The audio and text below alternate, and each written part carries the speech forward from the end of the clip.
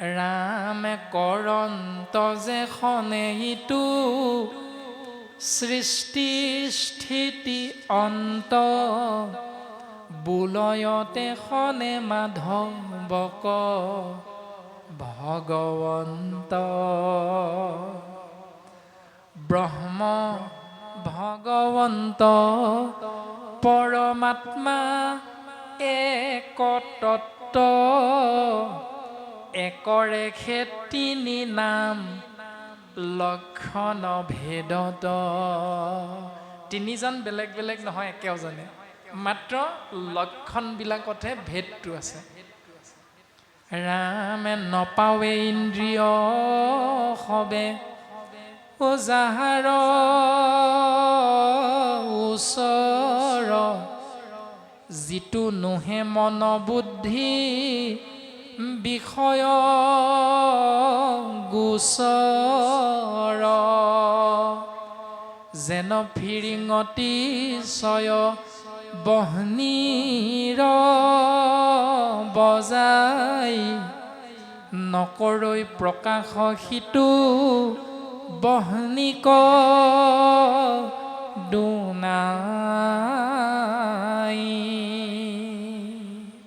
এতিয়া ভগৱন্তৰ ৰূপটো কেনেকুৱা হে প্ৰাণজিত তুমি কৈ দিয়াচোন তুমি বৰ ভাগৱতৰ কথা কৈ আছা হে পাঠাচাৰ্যদ্বয় তোমালোকে 3 দিন পাঠ কৰিলা আমি শুনিলোঁ কিন্তু কোৱা ভগৱন্ত কোনজন পাঠাচাৰ্যই দেখুৱাই দিব নোৱাৰে এইজনেই ভগৱান বুলি আমিও আপোনালোকক দেখুৱাই থৈ যাব নোৱাৰোঁ এইজনেই ভগৱান বুলি কিন্তু মাধৱ গুৰুজনে নামঘোষাত ক'লে যে ভগৱন্ত এটা ৰূপ আছে ৰূপটো কেনেকুৱা এটাৱন্ত মূৰ্তি শূন্য কেনমতে চিন্তি বাহা ৰাম বুলি শুদ্ধ কৰা মন ভগৱন্ত এনেকুৱাই এটাৱন্ত বুলি কৈছে ভগৱন্ত এনেকুৱাই কেনেকুৱা ভগৱন্তক আমি যিসকলে আছে বুলি কৈ থাকোঁ সেইসকলেও পোনে পোনে দেখুৱাই দিব নোৱাৰোঁ এয়া ভগৱান চোৱা বুলি যিসকলে ইজনে দেখুৱাই দিব নোৱাৰিলে এতেকে বুলি আমি বিশ্বাস কৰিম নেকি যিসকলে নাস্তিক বুলি ভাবি আমি অবিশ্বাস কৰোঁ সেইসকলেও আমি কৈ দিব নোৱাৰোঁ যে প্ৰকৃততে ভগৱান নাই বুলি কিন্তু ভগৱন্ত তেনেকুৱাই এটাৱন্ত মূৰ্তি শূন্য তেওঁ মূৰ্তি শূন্য কেনমতে চিন্তি বাহা তেওঁক এতিয়া কেনেকৈ চিন্তা কৰিম গুৰুজনাই উত্তৰ দিছে যে ৰাম বুলি শুদ্ধ কৰা মন প্ৰথম তোমাৰ মনটো ৰাম বুলি কৈ শুদ্ধ কৰি লোৱা সেইকাৰণে আমাৰ প্ৰত্যেক ক্ষেত্ৰত এতিয়া 2জন পাঠাচাৰ্য যেতিয়া পাঠ আগবঢ়াইছে শেষত কি বুলি ক'ব যেতিয়া পাঠৰ সামৰণি হ'ব জয় ৰাম জয় নাৰায়ণ জয় কৃষ্ণ জয় জগতগুৰু শ্ৰীমন্ত শংকৰ এতিয়া প্ৰথম ৰাম বুলিহে ক'লে ৰামটোতো প্ৰথম নহয় প্ৰথমটো নাৰায়ণ তাৰপাছত ৰাম তাৰপাছত কৃষ্ণ তাৰপাছত শংকৰ এতিয়া ৰাম কিয় কোৱা হ'ল প্ৰথম 4 জয় যে দিয়া আমাৰ ৰাম কিয় কোৱা হ'ল প্ৰথম এই ৰাম বুলি শুদ্ধ কৰা মন যেতিয়ালৈকে মনটো শুদ্ধ কৰিব নোৱাৰিম ৰাম নাম আশ্ৰয় কৰি তেতিয়ালৈকে আমি পাব লগা তত্ত্বৰ বুজনিটো আমি লাভ কৰিব নোৱাৰিম ৰাম শব্দৰ অৰ্থটো প্ৰকাশ কৰিছে ৰাম শবদৰ ৰা পদ ভৈল প্ৰচণ্ড বহনি নিশ্চয় ম বায়ু সমে অধৰ্ম অৰণ্য দহিয়া ভস্ম কৰয় কু কথা পাখণ্ড সম্বাদ বিবাদ পৰ্বত আতি নিষ্ঠুৰ ৰাম কৃষ্ণ নাম বৰ্জক প্ৰহাৰী তাংক কৰা মহিমৰ ৰাম শব্দটো ৰা মানে হ'ল প্ৰচণ্ড বহনি বহনি মানে জুই ম বায়ু ম মানে হ'ল বায়ু জুইৰ লগত বায়ু তত্ত্ব যেতিয়া যোগ হৈ যায় তেতিয়া ধনী ঘৰ পকা ঘৰ কেঁচা ঘৰ দুখীয়া ঘৰ চাবলৈ সময় নাই শিক্ষিত ল'ৰা শিক্ষিত যুৱক অশিক্ষিত যুৱক কথা নাই বৃদ্ধ শিশু বাছ বিচাৰ কৰিবলৈ সময় নাই এফালৰ পৰা সকলোখিনি দহি নিব গতিকে সেই দৰ্শনটোৱে আমাক গুৰুজন বস্তুৱে কৈছে তোমাৰ অশুদ্ধ হৈ থকা মনটো শুদ্ধ কৰিবৰ বাবে এপাতেই অস্ত্ৰ ব্যৱহাৰ কৰা সেই অস্ত্ৰপাতৰ নাম হ'ল নাম ৰাম কৃষ্ণ হৰি বিষ্ণু জগত প্ৰসিদ্ধ নাম লাজ এৰি গাইবা মহাসুখে একাদশ স্কন্ধত কৃষ্ণ উদ্ধৱ সংবাদত খুব সুন্দৰভাৱে প্ৰকাশ কৰিছে। লাজ এৰি গুণ গায়া নাচয়া নন্দতে জগত পবিত্ৰ কৰে সেহিহে ভকতে। জগত যদি পবিত্ৰ হ'ব লাগে, সমাজখন যদি সৰ্বাংগ সুন্দৰ হ'ব লাগে, তেতিয়াহ'লে এটাই উপায়, সেইটো হ'ল ৰাম কৃষ্ণ নাম লাজ এৰি গামোচা এখন নাপালোঁ বুলি সন্মান নিবিচাৰি যদি তুমি আনন্দ চিত্তে আশ্ৰয় কৰা, তেতিয়াহ'লে তোমাৰ দ্বাৰাই তোমাৰ সমাজখন পবিত্ৰ হৈ যাব। জগত পবিত্ৰ কৰে সেহিহে ভকতে। এতিয়া জগত মানে কি? বৰ্গীয় জ মানে হ'ল জন্ম, গ মানে হ'ল গতি, দন্তীয় ত মানে হ'ল তৎক্ষণাৎ। জন্ম যেতিয়া হৈছে মৃত্যু চিৰন্তন সত্য। সি এজোপা গছেই হওক, এজনী পৰুৱাই হওক, এটা বিৰাটকায় হাতীয়ে হওক, পানীত থকা এজনী মাছেই হওক, কোনো কথা নাই। জন্ম যেতিয়া হৈছে মৃত্যু নিশ্চিত। সেইকাৰণে চাৰিমুঠি জীৱক সহিতে গুৰুজনাই কৈছে জগত সকলোৰে সৰ্বাংগীন উন্নতি হয় তেতিয়াহে। লাজ এৰি সন্মান নিবিচাৰি মান অভিমান এৰি যদি ৰাম কৃষ্ণ হৰিৰ নাম যিজনে আশ্ৰয় কৰি সংসাৰত বৰ্তি থাকিব, তেওঁৰ দ্বাৰাই সমস্তৰে মংগল সাধন হ'ব। আৰু তাৰে এটা প্ৰমাণ বৰ্তমান আমি সমস্ত জনাৰে জল জল পট পট অৱস্থা, সেয়া হ'ল জুবিন গাৰ্গ নামৰ এটি পুণ্যাত্মা। সেই পুণ্যাত্মা সংসাৰ এৰি গ'ল। কোটি কোটি জনতাই সেই সমাধি ক্ষেত্ৰক বৈকুণ্ঠলৈ ৰূপান্তৰিত কৰিছে। অকল মনুষ্যই নহয়, কোনো শ্ৰদ্ধাঞ্জলি অনুষ্ঠানত এজনী কাউৰী, বগলী, শালিকী, কপৌ, পাৰ আদি পৰ্যন্ত ইতৰ প্ৰাণী এই সংসাৰ এৰি কিন্তু গুচি গৈছে। ওপৰে ওপৰে চালে আমাৰ তেনে যেন নালাগে, কিন্তু শাস্ত্ৰসন্মতে যদি কথাখিনি যদি অনুভৱ কৰোঁ, হৃদয়াংগম কৰোঁ, নিশ্চিত ৰূপত আমি কথাখিনি হয়তো বুজি পাম যে এয়াই প্ৰকৃততে সত্য। এতিয়া আমি কেৱল মোৰ হকটোকে ভাবি থাকোঁ। আমাৰ ঘৰটো আৰু এমহল ওপৰলৈ বনাওঁ, এনেকুৱা এটা ভাৱনাযুক্ত হৈ আমি কৃষ্ণ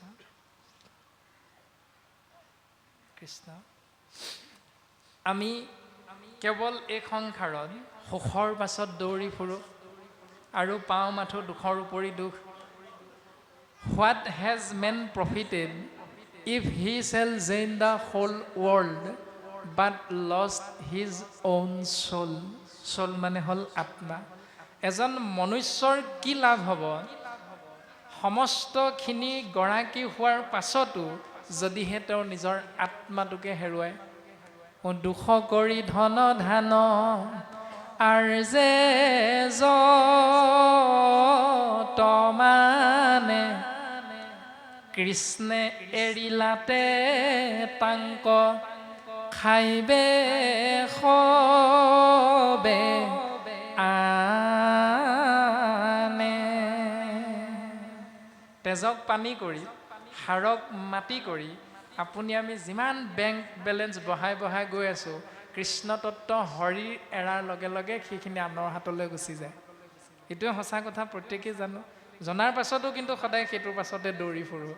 নিজৰ তিনি মহল, কিন্তু কাষৰজনে এপেটি টিং কিনি ল'ব নোৱাৰাৰ দুখত তেওঁ পানী পৰা ঘৰত বসবাস কৰিছে। তেতিয়াহ'লে আমাৰ গাঁওখনৰ উন্নতি হ'বনে নহয়? নিশ্চিত ৰূপত নহয়।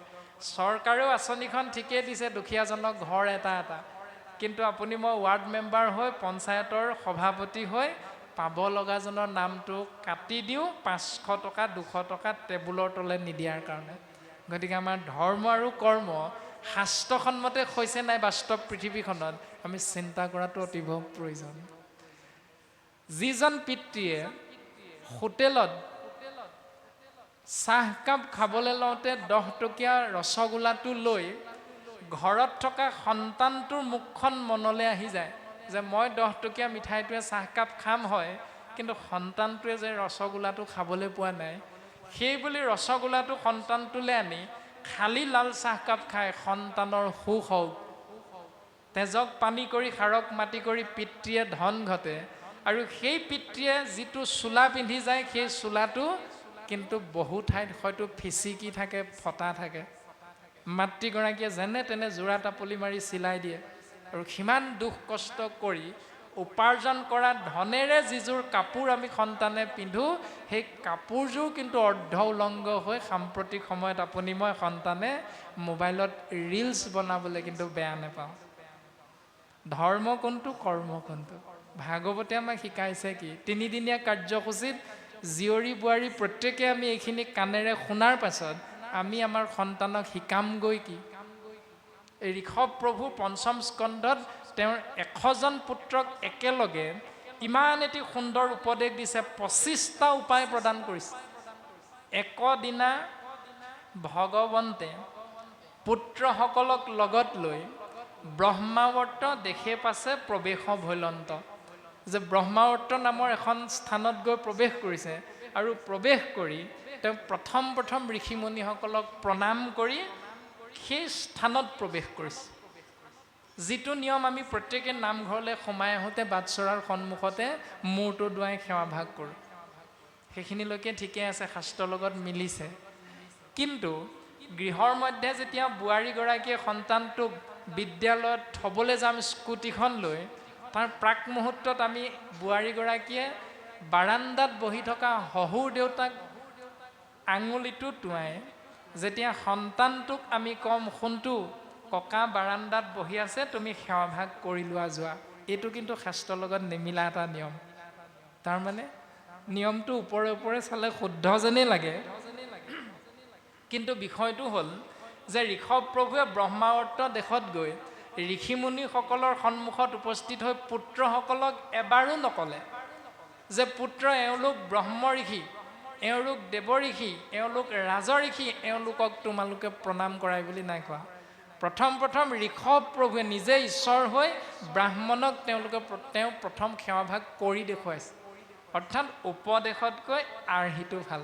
প্ৰথম তেওঁ সেৱাভাগ কৰি দিছে, কৰাৰ লগে লগে সন্তানসকলে বুজি পালে যে এওঁলোক আমাৰ পিতৃতকৈ শ্ৰেষ্ঠ, সেইকাৰণে পিতৃয়ে এওঁলোকক সেৱা কৰিছে, গতিকে আমি এওঁলোকক সেৱা কৰাটো উচিত হ'ব। সেইকাৰণে বোৱাৰীগৰাকী অন্ততঃ সন্তানটোক ককাকক সেৱা কৰিবলৈ কোৱাৰ প্ৰাক মুহূৰ্তত যদি নিজেই শহুৰ দেউতাক সেৱা কৰি দেখুৱাই দিওঁ, তেতিয়াহ'লে সন্তানটোৱে সেই অভ্যাসটো লৈ ল'ব, আৰু সেই অভ্যাসটো লোৱা মানে সমাজৰ বাবে এটা ভাল পুলি আপুনি মই ৰুই দিলোঁ বুলি বুজিব পাৰিম। এয়া শাস্ত্ৰসন্মত। গতিকে আমাক কোৱা কথাবিলাক যে গৰু বিহু দিনা দদাই ঐ বস্ত্ৰদান কৰিবা, দদাই ঐ তেহে পাবা বৈকুণ্ঠত ঠাই। গতিকে আমি আহোম সম্প্ৰদায়ৰ হিচাপে বিহুৰ বিষয়বস্তু প্ৰত্যেকেই বুজি পাওঁ যে গৰু বিহু দিনা যদি বস্ত্ৰদান কৰে তেতিয়া বৈকুণ্ঠত ঠাই পায়। সেইকাৰণে বোৱাৰীয়ে শহুৰ দেউতা শাহুৱাই কি কৰে, গেঞ্জি হওক মানে বনিয়ন হওক, ধুতি পাঞ্জাবী এনেকৈ সাধ্য অনুসাৰে প্ৰত্যেকেই হয়তো একো দিব নোৱাৰিলেও 10 টকা এটা দি আমি গুৱা পানে বিহুৰ দিনা সেৱা কৰা এটা পৰম্পৰাগত নিয়ম আমাৰ সমাজত আছে। এইটো আমি ভুল বুলি নাই কোৱা, এইটো শাস্ত্ৰসন্মত শুদ্ধ নিয়ম। কিন্তু গৰু বিহু দিনা বস্ত্ৰ দান কৰিলে বৈকুণ্ঠত ঠাই পাব, এইটো কথা নাই কোৱা। যদিহে 365 দিনীয়া এবছৰৰ 364 দিনেই বোৱাৰীগৰাকীয়ে শহুৰ দেউতাক যদি কেৱল কেটকেটাই মেটমেটাই থাকোঁ, সেইগৰাকী বোৱাৰীয়ে গৰু বিহু দিনা গৈ বস্ত্ৰ দান কৰিলেও তেওঁ বৈকুণ্ঠত ঠাই পাব, এইটো কেতিয়াও শুদ্ধ নহয়। প্ৰত্যেক দিনাই তুমি সেই নিয়মটো পালন কৰিবলৈ নিজক সাজু কৰা, এইটো হ'ল ভাগৱত ধৰ্ম। অৰ্থাৎ জল পুষ্প ফল মূল খাদ্য দ্ৰব্য যত অন্ন আদি কৰি সবে অৰ্পিব কৃষ্ণত উত্তেবে গৃহ ধৰ্মে হিংসা দুখে ন পাৱয় কৃষ্ণে একনিষ্ঠ হুয়া মুকুতি সাধয়। তুমি যিমান গ্ৰহণ কৰিবা সকলোখিনি কৃষ্ণত অৰ্পণ কৰি ল'বা। তুমি যিমান ৰন্ধন কৰিবা প্ৰত্যেক মুঠি এমুঠি এমুঠিকৈ 4 মুঠি গুৰুদেৱ নাম ভকত, কিন্তু বহুত সমাজত 3 মুঠি দিয়াৰহে নিয়ম আছে। তিনিমুঠিটো কেতিয়াও শুদ্ধ নহয়। গুৰুজনাৰ পৰম্পৰাগত দৰ্শনটো হ'ল চাৰি, একেই চাৰি, চাৰিয়ে এক, গুৰুত দিম, দেৱত দিম, ভকতত দিম, নামত দিম, এই বুলি কৈ আমাৰ বাপসকলক কঠীয়া পাৰে আহাৰ মাহত। কিন্তু নমুঠি খাওঁতে গুৰু বাদ দিয়া, দেৱো বাদ দিয়া, নামো বাদ দিয়া, গুৰুদেৱ নাম ভকত গুলিমাৰ, আমলৰীয়া হাতো মুচৰি মাৰ। সেইটো হ'ল পৰম্পৰা। তাৰমানে নামঘোষা শাস্ত্ৰত হয়তো মাধৱ গুৰুজনাই সেইকাৰণে লিখিলে, মই তোমাক ভাণ্ডো, তুমি মোক ভাণ্ডা, শ্ৰদ্ধেয় সাক্ষীক ভান দিব কোন উপায়। হে প্ৰভু, মই তোমাক ঠগিছোঁ, সেইকাৰণেহে তুমি মোক ঠগিলা। এই দৰ্শনটো গুৰুত দিম, দেৱত দিম, ভকতত দিম, নামত দিম, ঠিকেই ক'লোঁ, লখিমীও আনিলোঁ, সেইখিনিলৈকে ঠিকে আছে। তো নমুঠি খাবৰ সময়ত গুৰুদেৱ নাম ভকত কিন্তু গুলিমাৰ, কাৰণ নিৰামিষ হ'ব। এই ব্যৱস্থাখিনি আমাৰ পালনত হয়তো শাস্ত্ৰৰ লগত মিলা নাই। গতিকে আমি মিলাই ল'বলৈ চেষ্টা কৰিলে নিশ্চিত ৰূপত আমাৰ জীৱনবিলাক সুখৰ পৰা সুখৰ দিশে আগবাঢ়ি যাব। তেওঁ সুন্দৰভাৱে প্ৰকাশ কৰিছে যে হে ৰাম সেহি মতে জীৱচয় হুয়া ব্ৰহ্ম অংশ, নজানৈ যাশাক মোহে হুয়া বুদ্ধি ভ্ৰংশ। তেন্তে নাৰায়ণ তত্ত্ব জানিবা নৃপতি, তাহান চৰণে মাত্ৰ কৰি ভকতি। সেই ধৰণে আমি জীৱ আত্মাবিলাক পৰম আত্মা অংশস্বৰূপ, কিন্তু আমি নাজানো যে আমি প্ৰত্যেকজন তেওঁৰে অংশ। নজানৈ যাহাক মোহে হুয়া বুদ্ধি ভ্ৰংশ। আমি নাজানো যে আমি প্ৰত্যেকজন একেজনৰে সন্তান, একেজনৰে অংশ। ভগৱন্ত নিৰ্গুণ নিৰাকাৰৰ পৰা যেতিয়া সগুণ সাকাৰ ৰূপ ধাৰণ কৰিলে, ৰূপটো হ'ল নাৰায়ণ। নাৰ মানে হ'ল পানী, অয়ন মানে হ'ল শুই থকা, মানে শয়ন কৰি থকা, সেইকাৰণে তাৰ নাম হ'ল নাৰায়ণ। আৰু সেই নাৰায়ণ ৰূপত যেতিয়া ভগৱন্ত প্ৰকাশমান হ'ল, প্ৰকাশমান হোৱাৰ পাছত তেওঁৰ শৰীৰ তত্ত্বৰ পৰা পদ্ম মুখখনতে ব্ৰাহ্মণৰ জন্ম হৈছে, বাহুহন্তে ক্ষত্ৰিয়ৰ জন্ম হৈছে, উৰু আৰু চৰণৰ খন্তে শূদ্ৰ আৰু বৈশ্যৰ জন্ম হৈছে। ব্ৰাহ্মণ, ক্ষত্ৰিয়, বৈশ্য আৰু শূদ্ৰ, এই চাৰি ভাগত বিভক্ত আমি মনুষ্যৰ মাজত যি জীৱ আছোঁ, মনুষ্যৰূপী যি জীৱ, সেই যে আমি সমস্ত একেজনৰে সন্তান, আমি এই কথাটো বুজিবলৈ অকণমান টান পাওঁ, মানি ল'বলৈ টান পাওঁ। সেইকাৰণে আমি ব্ৰাহ্মণসকলে ভাবোঁ যে বেদ অধ্যয়ন কৰাটো আমাৰ ধৰ্ম, গতিকে শূদ্ৰৰ ধৰ্ম বেদ অধ্যয়ন কৰাটো নহয়। এওঁলোকে কেৱল হাল কোৰ বাই বেপাৰ বাণিজ্য কৰি কৰা কৰ্মটোৱে এওঁলোকৰ ধৰ্ম, গতিকে এওঁলোকে বেদ অধ্যয়ন কৰাটো নিয়ম নহয়। এনেধৰণে আমি ইজনে সিজনৰ মাজত খোৱা কামোৰাত লিপ্ত হৈ থাকোঁ। আৰু এই কথাটোকে প্ৰকাশ কৰিছে, নজানৈ যাহাক মোহে হুয়া বুদ্ধি ভ্ৰংশ। তাৰ পাছত প্ৰকাশিত হৈছে, তেন্তে নাৰায়ণ তত্ত্ব জানিবা নৃপতি, তাহান চৰণে মাত্ৰ কৰিও ভকতি। আমি যে সমস্তজনে একেজনৰে সন্তান, এই জ্ঞানটো তুমি যেতিয়া আনিব পাৰিবা, যিজনৰ কৃপাতে তুমি এই জ্ঞানটো লাভ কৰিবা, সেইজনকে তুমি পুৱা গধূলি সেৱা কৰিবা। মাধৱ গুৰুজনাই প্ৰাৰ্থনাৰ জৰিয়তে আমাক উপদেশ প্ৰদান কৰিছে, কি দিয়া পুজিম প্ৰভু চৰণে মুৰাৰী, তোমাৰ সেৱাৰ বস্তু নাপালোঁ বিচাৰি। যে সেই প্ৰভু, তোমাক আমি কেনেকৈ সেৱা কৰিম, বস্তু আমি দেখোন বিচাৰিও পোৱা নাই। গুৰুজনাই ক'লে তেনেকৈ, কিন্তু আপুনি আমি শৰাইখন সজাবৰ বাবে, আপুনি আমি কৰ্মটো কৰিবৰ বাবে আপেল নহ'লেই নহয়, কল নহ'লেই নহয়, মাহ নহ'লেই নহয়, বুটকেইটা নহ'লেই নহয়।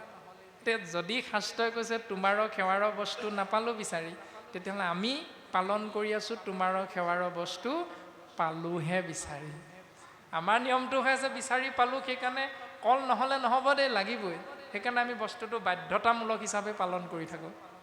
কথাখিনিত ক'ৰবাত নহয় ক'ৰবাত অকণমান হ'লেও গণ্ডগোল এটা আছে। এতিয়া গুৰুজনাই ক'লে শুদ্ধ ৰূপটো যে জল দি পুজিলোহেঁতেন, মাছে বিতালিলে, পুষ্প দি পুজিলোহেঁতেন, ভোমোৰাই চুহিলে, দুগ্ধ দি পুজিলোহেঁতেন, দামুৰিয়ে পিলে। তাৰমানে যিমানখিনি বস্তু আপুনি মই লাগে বুলি ভাবোঁ, যে দধি দুগ্ধ ঘৃত মধু, নদীৰ জলক পিয়া পিতৃগণে ত্ৰিপিটিক পাৱে, যি নামঘোষাত আমাক উল্লেখ কৰিছে মাধৱ গুৰুজনাই, যে দধি দুগ্ধ লাগিবই। পিতৃ একাদশ দিৱসত মাহেকীয়া কৰ্মত নহ'লে নহ'ব। বাপ কেইমোন লগাইছা আদিৰ পৰা যিখিনি নীতি নিয়ম আমি পালন কৰোঁ, গুৰুজনাই কৈছে যে এইবিলাক দি তোমাক সেৱা কৰাৰ ইচ্ছা আছিল প্ৰভু, কিন্তু সকলো দেখোন চোৱা হৈ গ'ল। সেইকাৰণে গুৰুজনাই সহজ পন্থাটো আমাক দেখুৱাই গ'ল যে সেই প্ৰভু তোমাৰ চৰণত যেই বস্তু দিওঁ প্ৰভু, সেই বস্তু চোৱা, তোমাৰ নামে তোমাক পুজিম, গধূলিও পুৱা। ভগৱন্তৰ নামেৰেই ভগৱন্তক সেৱা কৰা। কেতিয়া কেতিয়া দিনটোৱে লাগে, কিন্তু সময় নাই, কৰ্মব্যস্ত মানুহ।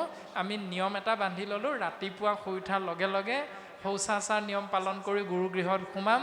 তাৰপাছত কৰ্মৰ পৰা উভতি আহি গা পা ধুই পুনৰ আমি সন্ধিয়া গুৰুগৃহত সোমাম। পুৱা এই কাৰণেই সোমাম, প্ৰভু ৰাতিটো সুন্দৰভাৱে পাৰ কৰি দিলা, দিনটো যাতে তুমি তেনেকৈ কৃপা কৰা, এই বুলি ভগৱন্তক সেৱা কৰিলোঁ। সন্ধিয়া যেতিয়া আহি ঘূৰি পালোঁ, প্ৰভু তুমি কৃপা কৰিলা, ভালে ভালে পোনাকেইটিৰ মাজত আহি আমি উপস্থিত হ'লোঁ, ৰাতিটো যাতে প্ৰভু তুমি এনেকৈ পাৰ কৰা, এই বুলি ভগৱন্তৰ চৰণত সেৱাভাগ নিবেদন কৰা। এতিয়া কিমানজনে পালন কৰোঁ নিজে নিজেহে বুজি পাম। এতিয়া সেইখিনিতে গণ্ডগোলটো আছে। কোনো দিন সেৱা কৰি নোপোৱা, গুৰুগৃহলৈ নোযোৱা বা পাইগৰাকীয়ে পোনে পোনে ভাগৱতত আহি বন্তি গছ জ্বলাই দিলোঁ। এতিয়া কি বুলি কৈ জ্বলালোঁ, এতিয়া জ্বলোৱাগৰাকীহে গম পাম। নামঘৰলৈ যাবলৈ ভয় লাগে, অথচ বন্তি গছ আগবঢ়াই দিবলৈ ভয়টো নালাগিলে। এতিয়া বন্তি গছৰ নাম কি, শলিতাৰ নাম কি, তাকেই নাজানো, মুঠতে কাঠিটো মাৰিলোঁ আৰু জ্বলাই দিলোঁ। প্ৰত্যেকটো দৰ্শন আমাক শাস্ত্ৰই সুন্দৰভাৱে প্ৰকাশ কৰিছে। গতিকে আমি প্ৰত্যেকেই এই কথাখিনি অন্তত জানিবৰ বাবে, বুজিবৰ বাবে গুৰুজনাই উপদেশ দিছে, মহন্তৰ মুখে কথা শুনা প্ৰথমত, তেৱেহে পুৰুষে পায় ভকতিৰ তত্ত্ব। এই দৰ্শন প্ৰকাশ হৈছে। হেৰা চাৰি বেদ জাত হন্তে, হৈয়াছে জাত, তথাপি নপাৰে তাক কৰিবে সাক্ষাৎ, প্ৰকাৰে খে কহে বেদে, মায়া কনিষেধি, ব্ৰহ্ম বিনে জানিবা, মায়াৰ নাহি সিদ্ধি। চাৰি বেদ যাৰ পৰা জন্ম হৈছে।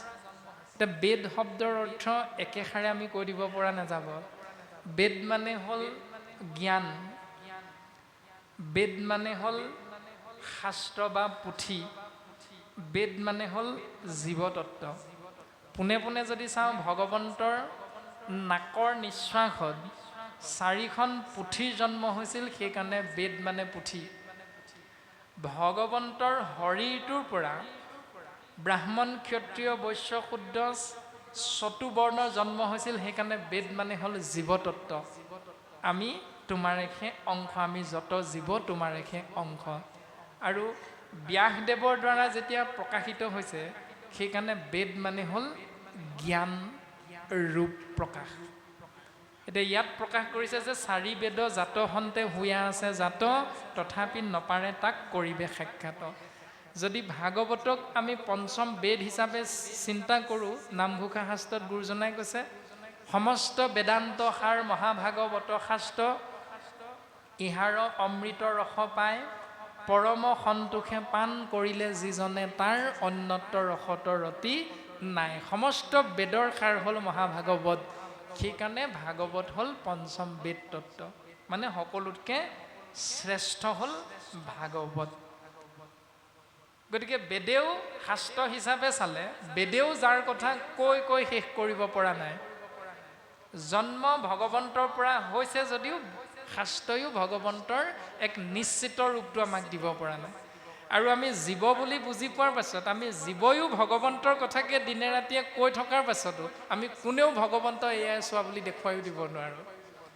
জ্ঞানৰ ফালৰ পৰা আমি চিন্তা কৰি কৰি যিমান ডাবুল MA ডাবুল BA এনেকৈ যিমান আমি ডিগ্ৰী ল'লেও কিন্তু আমি কোনেও ভগৱন্তৰ এইটোৱে ৰূপ বুলি আমি জ্ঞান মাৰ্গেৰেও কোনেও কিন্তু দেখুৱাই দিব নোৱাৰোঁ এ চোৱা।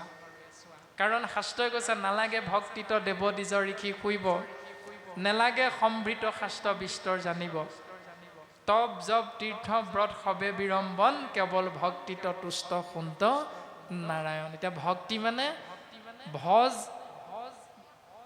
ধাতু যোগ ইক্তিন প্ৰত্যয় সমান ভক্তি। ভজ মানে হ'ল ভাবি থকা, ইক্তিন মানে হ'ল আনন্দ। যাৰ কথা ভাবি থাকিলে আমি আনন্দৰ উপৰি আনন্দ লাভ কৰিব পাৰোঁ, সেই ব্যৱস্থাটোৰ নামেই হ'ল ভক্তি। এতিয়া কাৰ কথা ভাবিলে আনন্দ লাগে? স্বাভাৱিকতে মহাত্মা গান্ধী মাৰ্কা থকা কাগজখিলা যদি বেংক বেলেঞ্চটো বেছিকৈ থাকে তেতিয়াহ'লে আনন্দই আনন্দ। এতিয়া নাকটোৱে যি ধৰণে গোন্ধ এটা পোৱাৰ লগে লগে সেই গোন্ধটো যদি প্ৰকৃততে বেয়া গোন্ধ হয় তেতিয়াহ'লে আপোনাৰ মোৰ মুখৰ পৰা উকালি আহি যায়। বেয়া গোন্ধটো গেলা গোন্ধ এটা নাকত লগাৰ লগে লগে উকালি আহি যায়। যদি এটা শব্দ নাকত গোন্ধটো লগাৰ লগে লগে আপোনাৰ মোৰ মুখেৰে বা মনেৰে উকালি আহে, এটা শব্দ কাণত পৰাৰ লগে লগে এটা বেয়া শব্দ কাণত পৰাৰ লগে লগে আপোনাৰ মোৰ খং উঠে, তেতিয়াহ'লে এটা শব্দ কৃষ্ণ বুলি কোৱাৰ লগে লগে আপোনাৰ মোৰ আনন্দ অনুভৱ হয় নে নহয়? যদি হয় তেতিয়াহ'লে আমি জানিম আমাৰ ভক্তি হৈছে, আৰু যদি নাই হোৱা আনন্দ তেতিয়াহ'লে জানিব লাগিব আমাৰ ভক্তিৰ ৰূপটো নাই হোৱা। এৰা প্ৰকাৰে সে কহে বেদে মায়াক নিষেধি ব্ৰহ্ম বিনে জানিবা মায়াৰ নাহি সিদ্ধি। প্ৰকাৰেহে বেদে মায়াৰ পৰা পৰিত্ৰাণ পাব পৰা উপায়টো প্ৰকাশ কৰিছে। মনত ৰাখিবা, ব্ৰহ্মৰ বাহিৰে মায়াৰ পৰা পৰিত্ৰাণ পোৱাৰ সিদ্ধি কেতিয়াও হ'ব নোৱাৰে। এতিয়া দৰ্শনটো আমি যে কওঁ এটি পুণ্যাত্মা শৰীৰটো এৰি গুচি যোৱাৰ লগে লগে আমি কি বুলি কওঁ? আমুক নামৰ বিদেহী আত্মাৰ মুকুতিৰ অৰ্থে 1 মিনিট মৌন প্ৰাৰ্থনা। আমি শ্ৰদ্ধাঞ্জলি অনুষ্ঠান এনেকুৱা এটা নিয়ম পালন কৰোঁ, আৰু সেই শ্ৰদ্ধাঞ্জলি অনুষ্ঠানত সেই আত্মাটোৰ নামটো প্ৰকাশ কৰোঁ বিদেহী আত্মা। এতিয়া বিদেহী আত্মা মানে কি? বি মানে উপসৰ্গ, বি মানে হ'ল নাই, আত্মা মানে হ'ল ব্ৰহ্মতত্ত্বৰ কথা কোৱা হৈছে। যিটো আত্মা দেহ মানে শৰীৰটো নাই তাৰ নামেই হ'ল বিদেহী আত্মা। এতিয়া ইমান দিনে আমি দেখি আছিলোঁ কোনোবা এজন নামধাৰী মানুহ জুবিন গাৰ্গ নামক আমি শৰীৰটো দেখি আছিলোঁ। এই শৰীৰটোকে আমি জুবিন গাৰ্গ ভাবি আছিলোঁ, কিন্তু যিদিনা শৰীৰটোক চৈতন্য কৰি থকা ব্ৰহ্মতত্ত্ব ওলাই গুচি গ'ল, সেইদিনাৰ পৰা আমি জুবিন গাৰ্গক বিদেহী আত্মা সদগতিৰ অৰ্থে প্ৰত্যেক অনুষ্ঠানতে শ্ৰদ্ধাঞ্জলি অনুষ্ঠান 5 মিনিট ৰাখোঁ। সেইটো অনুষ্ঠান সেই আত্মাৰ নাম হ'ল বিদেহ আত্মা। তাৰমানে যিটো আত্মাৰ শৰীৰটো নাই, দেহটো নাই, তাৰ নাম হ'ল বিদেহ। এতিয়া প্ৰকাশ কৰিছে ব্ৰহ্ম বিনে জানিবা মায়াৰ নাহি সিদ্ধি। মায়া মানে শৰীৰটো, অৰ্থাৎ ক্ষিতি অপ মৰুত ব্যোম তেজ, পঞ্চভূতেৰে আমাৰ শৰীৰটো গঠিত। মাটি পানী বায়ু অগ্নি আকাশ, সেইকাৰণে পঞ্চভূততে আমাৰ শৰীৰটো বিলীন হৈ যায়। পঞ্চভূতি নৰ দেহা, দুদিন কৰিবা বেহা, এবাৰ গ'লে পাবলৈ নাই। গতিকে এইটো পঞ্চভূতি দেহা। এই পঞ্চভূতি দেহটোকে গুৰুজনাই কৈছে পঞ্চভূতি দেহকে সে মায়া বুলি কয় তৰ নৌপাই গুৰু সেৱাকে কয়। এই পঞ্চভূতি দেহটোৱে হ'ল মায়া আৰু ইয়াৰ পৰা পৰিত্ৰাণ পোৱাৰ একমাত্ৰ উপায়টো হ'ল গুৰু সেৱা। এতিয়া মায়াৰ পৰা পৰিত্ৰাণ পোৱাৰ উপায়টো নিমি ৰজাৰ আগত প্ৰবুদ্ধ সিদ্ধই খুব সুন্দৰভাৱে প্ৰকাশ কৰি আছে। এতিয়া আমি এইটো নিয়ম পালন কৰিবলৈ কিমানে চেষ্টা কৰিম, তিনিদিন এই অনুষ্ঠান ভাগত উপস্থিত হৈ এইটো আমি প্ৰত্যেকে নিজে নিজে অনুভৱ কৰিব লাগিব। হে ৰামেকে ব্ৰহ্ম থাকে মাত্ৰ সৃষ্টিৰ আদিত জগত স্বৰূপে পাছে হুৱন্ত বিদিত প্ৰকৃতি মহত অহংকাৰ বুদ্ধি মন বহুবিধ বিষয় ইন্দ্ৰিয় দেৱগণ।